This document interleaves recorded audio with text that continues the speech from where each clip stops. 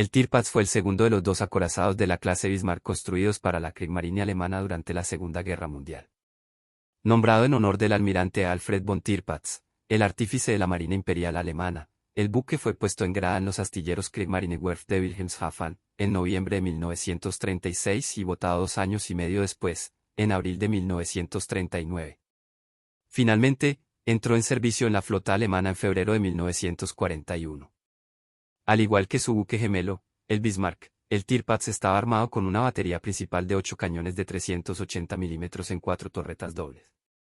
Como resultado de una serie de modificaciones durante la guerra, llegó a ser unas 2.000 toneladas métricas más pesado que el prematuramente malogrado Bismarck. Tras completar sus pruebas de mar a inicios de 1941, el Tirpitz sirvió brevemente como pieza central de la flota del Báltico, que tenía la misión de impedir un posible intento de fuga de la flota báltica soviética. A comienzos de 1942, el buque navegó a Noruega para actuar como disuasor ante la invasión aliada y allí intentó interceptar 2 convoys aliados con destino a la Unión Soviética, pero ambas misiones resultaron un fracaso. A pesar de ello, el Tirpitz actuó como una flota en potencia y su sola presencia obligó a la Real Armada Británica a mantener un número elevado de fuerzas en el área con la finalidad de evitar sus maniobras. En septiembre de 1943, junto con el acorazado Scharnhorst, bombardeó las posiciones aliadas en la isla de Spitsbergen, primera ocasión en que el Tirpitz hacía uso de sus baterías principales.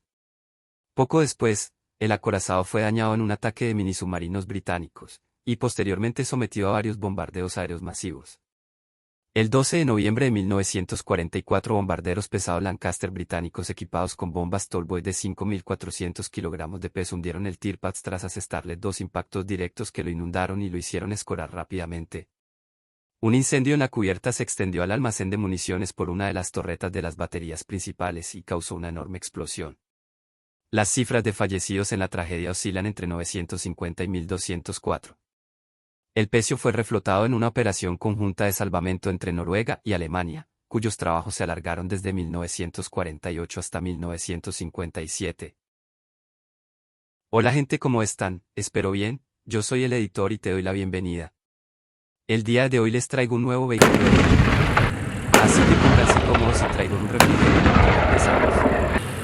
El Tirpitz fue ordenado como Ersatz Schleswig-Holstein, bajo el nombre de contrato, Schleswig, para sustituir al viejo acorazado Predreanout Schleswig-Holstein.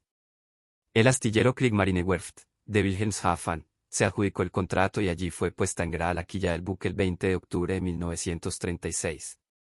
El casco fue botado el 1 de abril de 1939, con grandes fastos y bautizado por la hija del almirante Alfred von Tirpitz, de quien recibió el acorazado su nombre.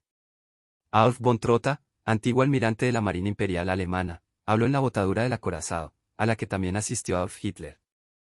Los trabajos de acondicionamiento del navío continuaron tras su botadura y fueron completados en febrero de 1941. Bombarderos británicos atacaron repetidamente el puerto donde se estaba construyendo el Tirpitz, y aunque ninguna bomba le hizo impacto, sí retrasaron los trabajos. Entró en servicio en la flota el 25 de febrero para comenzar sus pruebas de mar, que fueron realizadas en el mar Báltico. El 5 de mayo de 1941 recibió en su cubierta a Adolf Hitler y al almirante Günther Lütjens, quienes ya habían visitado el Bismarck. Fueron recibidos por su comandante, Friedrich Karl Thaa. En esa oportunidad, Hitler fue informado de que el Tirpitz no participaría en la operación Rheinübung junto a su gemelo, debido a los retrasos en los trabajos finales. El Tirpitz desplazaba 42.900 toneladas estándar y 52.600 a plena carga. Su eslora era de 251 metros, su manga de 36 metros y su calado máximo de 10,6 metros. Era propulsado por 3 turbinas de vapor engranadas Brown, Bolvari y Sie que entregaban un total de 163.026 CV, 121.568 kilovatios, y lo impulsaban a una velocidad máxima de 30,8 nudos, 57 kilómetros por hora, en sus pruebas de velocidad. Su tripulación estándar eran 103 oficiales y 1.962 marineros, aunque durante la guerra su número fue incrementado hasta los 108 oficiales y 2.500 marineros.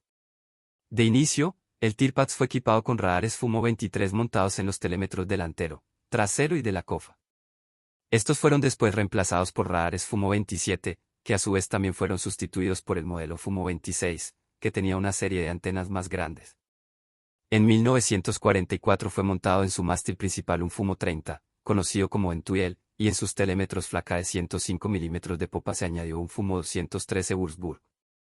El armamento principal del Tirpitz estaba compuesto por 8 cañones L/diagonal 52 de 380 mm dispuestos en 4 torretas gemelas, 2 a proa, Anthony Bruno, y 2 a popa, César y Dora. Su armamento secundario consistió en 12 cañones L/diagonal 55 de 150 mm, 16 L/diagonal 65 de 105 mm y otros 16 L/diagonal 83 de 37 mm, e inicialmente 12 cañones antiaéreos de 20 mm, número aumentado a 58 posteriormente. Después de 1942 instalaron al Tirpitz 8 tubo lanzatorpedos sobre la línea de flotación. Su cinturón acorazado principal tenía un grosor de 320 mm y estaba flanqueado por un par de cubiertas acorazadas, la superior y la principal, que tenían un grosor de 50 mm y 100 a 120 mm, respectivamente. Las torretas de los cañones principales fueron protegidas por planchas de 360 mm en sus caras y 220 mm en sus laterales. Tras su entrada en servicio y la finalización de sus pruebas de mar, el Tirpitz fue destinado a Kiel, desde donde desarrolló unos intensivos entrenamientos en el mar Báltico. El almirante Günther Lütjens sopesó incluirlo en el ejercicio Reino Unido junto al Bismarck y el Prince Eugen, pero fue descartado en mayo de 1941, debido a que no llegó a la fase de alistamiento a tiempo. Mientras el acorazado estaba destinado en Kiel, Alemania invadió la Unión Soviética, por lo que se creó una flota báltica temporal para impedir la fuga de la flota soviética fondeada en Leningrado. El Tirpitz actuó brevemente como buque insignia de la escuadra, compuesta por el crucero pesado Admiral Sir, los cruceros ligeros Köln, Nürnberg, Leipzig y Emden, varios destructores y 2 flotillas de dragaminas. La flota báltica, bajo el mando de Otto Ciliax, patrulló frente a las islas de Aland del 23 al 26 de septiembre de 1941, tras lo que la unidad fue disuelta y el Tirpitz retornó a sus entrenamientos.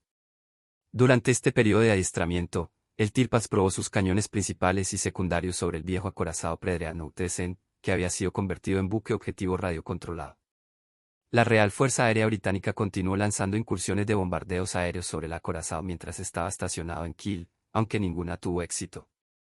El almirante Erich Raeder, jefe de la Kriegsmarine, propuso desplegar el Tirpitz el 13 de noviembre en Noruega, desde donde el acorazado podría atacar los convoys con destino en la Unión Soviética, además de actuar como elemento disuasorio frente a los efectivos navales británicos y ante una eventual invasión aliada de Noruega. Adolf Hitler, que había prohibido que el buque saliese a alta mar en el Océano Atlántico tras el hundimiento del Bismarck, estuvo de acuerdo con la propuesta. El Tirpitz fue puesto en dique seco para una serie de modificaciones de cara a su despliegue, se potenció su batería antiaérea y sus cañones de 105 mm en la superestructura cerca de la catapulta fueron trasladados fuera de borda para aumentar su ángulo de tiro. Se aprovechó además para instalar 2 tubos cuádruples de lanzatorpedos de 533 mm. El comandante de la nave, capitán de navío Karl Tapp, anunció que el barco estaba listo para operaciones de combate el 10 de enero, y al día siguiente, el Tirpitz partió en dirección a Wilhelmshaven con la finalidad de ocultar a los aliados su verdadero destino.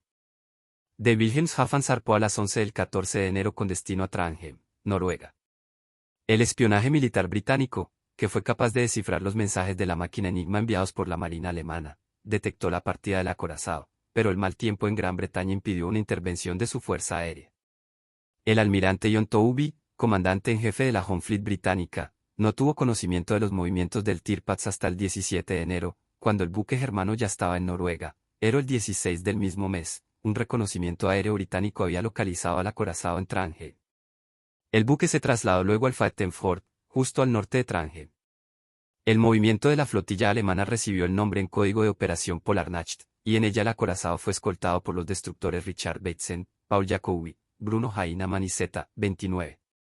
El navío fue amarrado junto a un acantilado que lo protegió de ataques aéreos provenientes del suroeste, y, con la finalidad de camuflarlo, la tripulación cortó árboles y los colocó en la cubierta del acorazado. Asimismo, se dispusieron baterías antiaéreas adicionales alrededor del fiordo, así como redes antitorpedo y barreras pesadas en los accesos del fondeadero. La vida para la tripulación del buque fue muy monótona durante la estancia en Noruega. La frecuente escasez de combustible redujo los entrenamientos y mantuvo al acorazado y sus destructores de escolta amarrados tras su red protectora. Los marineros estaban ocupados principalmente en el mantenimiento del acorazado y en la continua dotación de las defensas antiaéreas. Se organizaron actividades deportivas para mantenerlos ocupados y en buena forma física. Se conjugaron diversos factores para restar libertad a la operación del Tirpitz en Noruega. Los más inmediatos fueron la escasez de combustible y la retirada de su fuerza de destructores de cobertura, que fueron enviados a apoyar la operación Cerberus, la travesía de los acorazados Jarlhorst y Gneisenau y el crucero pesado Prinz Eugen por el Canal de la Mancha. Por este motivo hubo de cancelarse el ataque contra el convoy aliado PQ-8 a fines de enero. Un ataque de bombarderos pesados cuatrimotores británicos planeado también para finales de enero fue abortado por el mal tiempo sobre el objetivo, que impidió a las aeronaves localizarlo. A principios de febrero el Tirpitz tomó parte en los engaños previos a la operación Cerberus que distrajeron a los británicos, y que incluyeron la navegación fuera del fiordo y actividades que parecían indicar una salida al Mar del Norte. Más tarde ese mes al acorazado Tirpitz se le unieron los cruceros pesados Admiral Sir y Prinz Eugen, y diversos destructores, aunque el Prinz Eugen había sido torpedeado a la entrada del Vattenford y estuvo un tiempo fuera de servicio.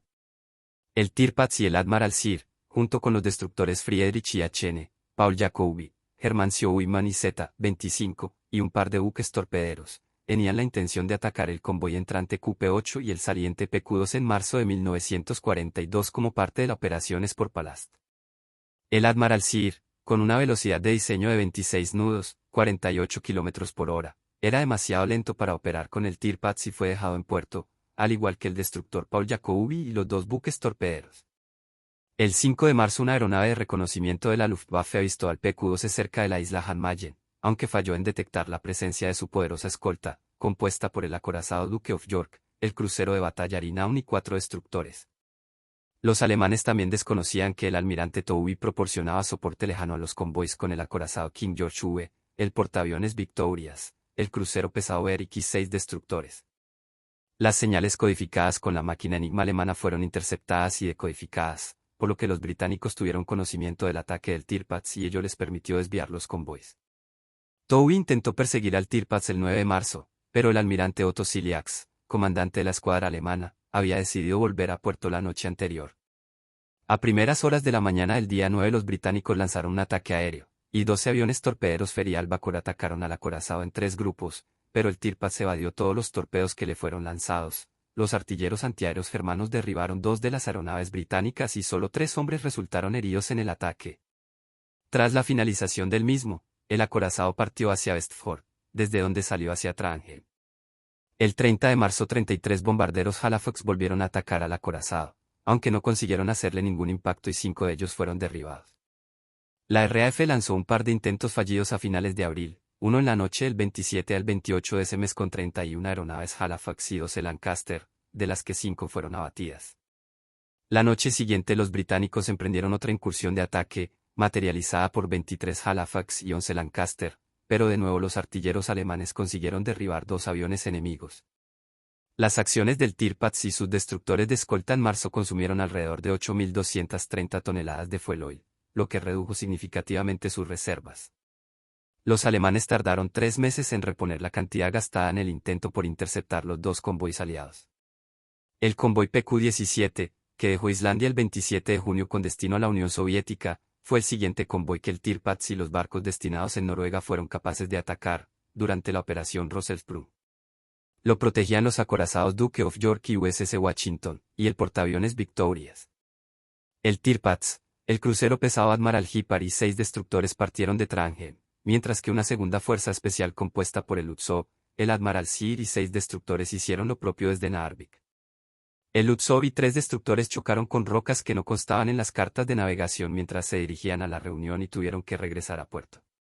Poco después de la salida del Tirpitz de Noruega, el submarino soviético K-21 le disparó 2 torpedos, y aunque ambos fallaron, los soviéticos afirmaron que le habían hecho 2 impactos al acorazado. Mientras tanto, el espionaje sueco había informado al almirantazgo británico de las salidas alemanas y este ordenó la dispersión del convoy. Conscientes de haber sido detectadas, las unidades de superficie germanas abortaron la operación y se retiraron para dejar paso a un ataque de submarinos U-boot y aviones de la Luftwaffe. Los barcos aliados dispersos, privados de la protección de su escolta, fueron blanco fácil para los alemanes, que hundieron 21 de los 34 solitarios navíos. El Tirpitz volvió al fiordo de Alta por las islas Lofoten. Los alemanes trasladaron el Tirpitz a Hohenford, cerca de Narvik, tras la operación Rosensprung. Para entonces, el acorazado necesitaba una revisión a fondo, pero como Hitler había prohibido al navío hacer el peligroso viaje de regreso a Alemania, la revisión se hizo en Trondheim. El barco dejó Bogenford para volver a Vattenford, frente a Trondheim, el 23 de octubre. Las defensas del fondeadero se reforzaron con la instalación de cañones antiaéreos adicionales y la disposición de redes antitorpedos dobles en torno al acorazado. Las reparaciones se llevaron a cabo en fases limitadas, de modo que el Tirpitz estuviera parcialmente operativo durante la mayor parte del proceso. Se construyó un cajón alrededor de su popa para reemplazar las hélices del navío.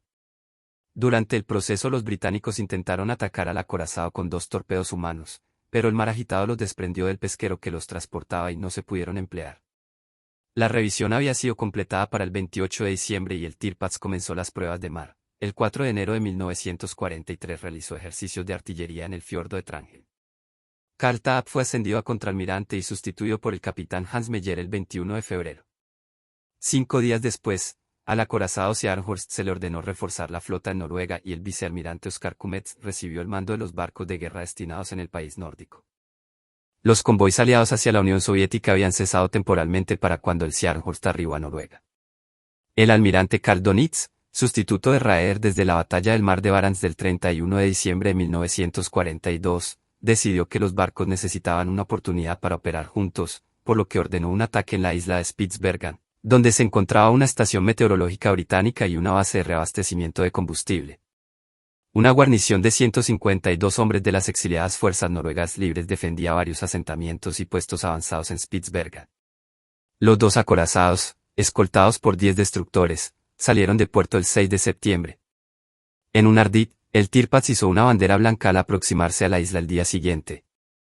Durante el bombardeo de la misma, el Tirpitz disparó 52 obuses de sus baterías principales y 82 de las secundarias de 150 milímetros, lo que suponía la primera y única vez que el acorazado disparaba su batería principal contra un objetivo enemigo. Los atacantes desembarcaron un grupo de asalto que destruyó las instalaciones en tierra e hicieron 74 prisioneros. Los acorazados habían destruido sus objetivos hacia las 11 y, en consecuencia, emprendieron el retorno a sus puertos noruegos. Los británicos estaban decididos a acabar con el Tirpitz y eliminar la amenaza que suponía para las líneas de comunicación aliadas en el Ártico. Tras los reiterados ataques, bombardeos ineficaces y el fallido intento con los torpedos humanos en octubre de 1942, los británicos optaron por los nuevos minisubmarinos X-Craft. El ataque planeado, la Operación Source, incluiría ofensivas contra el Tirpitz, el Scharnhorst y el Upsov. Los Decimocraft fueron remolcados por grandes submarinos a sus destinos, donde podrían pasar bajo las redes antitorpedo para poner una poderosa mina bajo el objetivo. 10 de estos submarinos fueron asignados a la operación, prevista entre el 20 y el 25 de septiembre de 1943, de los cuales solo 8 llegaron a Noruega para el ataque, que comenzó el 22 de septiembre. 3 de los minisubmarinos, X5, X6 y X7, sortearon con éxito las defensas del Tirpitz, y 2 de ellos lograron poner sus minas. El 15 fue detectado a unos 200 m de las redes y hundido por una combinación de cañoneo y cargas de profundidad. Las minas causaron graves daños al acorazado, pues la primera explotó frente a la torreta César y la segunda a unos 50 m del apuntador. Se rompieron un tanque de fuel oil y las planchas del blindaje, y se formó una gran abolladura en la parte inferior del casco y en los mamparos del doble cinturón acorazado. El acorazado embarcó unas 1.430 de agua en los tanques de fuel y en los espacios vacíos del doble casco a bordo, lo que causó una escora de 1 a 2 grados, aunque esto fue corregido por una contrainundación de la banda de estribor. El agua de mar dañó todos los turbogeneradores en la sala de generadores número 2 y todos los generadores menos 1 de la sala número 1 fueron desactivados por la ruptura de tuberías de vapor y varios cables de alimentación. La torreta ahora fue arrancada de sus soportes y no pudo ser maniobrada, lo que fue particularmente grave porque no había grúas de carga pesada en Noruega lo suficientemente potentes para levantarla y colocarla en pie. Los 2 hidroaviones Aravar 196 del Tirpitz fueron alcanzados por la detonación y completamente destrozados. Las reparaciones fueron llevadas a cabo por el barco de reparación Numar. Los historiadores Robert Garske y Robert Lundin afirmaron que el satisfactorio esfuerzo de reparación fue una de las hazañas más notables de la ingeniería naval durante la Segunda Guerra Mundial. Las reparaciones duraron hasta el 2 de abril de 1944 y al día siguiente el acorazado hizo completas pruebas de velocidad en el fiordo de Trondheim. Los británicos estaban avisados de que Numark y los equipos de reparación se fueron en marzo, lo que indicó que el Tirpitz estaba próximo a volver a operar, por lo que programaron un gran ataque aéreo para el 4 de abril de 1944, Operación Tungsten, que implicaría a los portaaviones Victorious y Furious, y a los portaaviones de escolta para Pensa, Parsual y Sercha. El descifrado de las señales de la máquina Enigma reveló a los británicos que el Tirpitz tenía programado partir a las 5:29 del 3 de abril para pruebas de mar, por lo que su ataque se adelantó a ese día. La ofensiva consistió en 40 bombarderos en picado y 40 cazas de escolta en 2 oleadas que consiguieron 15 impactos directos y 2 cercanos, y en las que se perdió una sola aeronave. Ello se consiguió gracias a la sorpresa lograda por el portaaviones británico, pues en el Tirpitz necesitaron de 12 a 14 minutos para maniobrar todas las baterías antiaéreas. La primera oleada atacó a las 5:29, cuando los remolcadores se preparaban para sacar al acorazado de su amarre. La segunda oleada llegó a su objetivo una hora después, a las 6:30, y a pesar del estado de alerta de los artilleros alemanes, solo uno de los aviones fue derribado. Este ataque aéreo causó daños serios al barco y varios muertos. William Garsky y Robert Dulin afirman que el ataque mató a 122 hombres e hirió a otros 316, mientras que Hildebrand, Rory Stein sostienen que hubo 132 bajas y 270 heridos, incluido el capitán del Tirpitz, Hans Meyer. 2 de las torretas de 150 mm fueron destruidas por las bombas, así como los 2 hidroaviones Aravar 196. Las bombas también provocaron varios incendios a bordo y las conmociones de las detonaciones averiaron la turbina de estribor, mientras que el agua salada empleada para apagar los incendios alcanzó las calderas y contaminó el suministro de agua. 2.000 toneladas de agua inundaron el acorazado, principalmente por los 2 impactos cercanos, que horaron el lateral del casco con metralla, pero también debido al agua empleada contra el fuego. Dönitz ordenó que el barco fuera arreglado sin reparar en costes a pesar de que sabía que el acorazado ya no podría ser usado en acciones de superficie debido al insuficiente apoyo de combate. Los trabajos de arreglo comenzaron a principios de mayo y los equipos importantes y los trabajadores necesarios para las labores fueron trasladados en destructores desde Kiel hasta el fiordo de Alta en el lapso de 3 días. Para el 2 de junio el Tirpitz ya podía navegar por sus propios medios y hacia fines de mes fueron posibles pruebas de artillería. Durante este proceso de reparación, las baterías de 150 mm fueron modificadas para permitir su uso antiaéreo y se suministraron proyectiles de 380 mm con espoletas especiales para crear barreras de fuego antiaéreo. Y bueno gente, eso es todo, espero que les haya gustado el video. No olviden suscribirse, dejar su like y un comentario diciéndome qué les pareció este video, y ya que estás ahí abajo pásate por mi Instagram, mi TikTok y mi Instagram como siempre estarán en la descripción. Y sin más nada que decir me despido. Hasta el siguiente video.